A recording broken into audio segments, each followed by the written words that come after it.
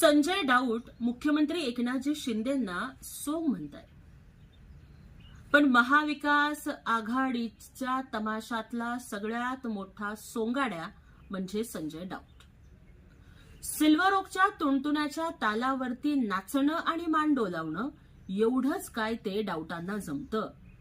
एखादा बंद पडत चाललेल्या तमाशामध्ये लोकांचं आकर्षण टिकून राहावं यासाठी वेडेवाकडे हातवारे, चित्रविचित्र हावभाव आणि द्वयर्थी विनोद करणारा एखादा सोंगाड्या असावा. तीच काय ती गत डाऊटांची झालेली आहे. रोज उठायचं, काहीतरी सवंग विधानं करायची आणि चर्चेत राहायचं एवढंच त्यांना जमतं.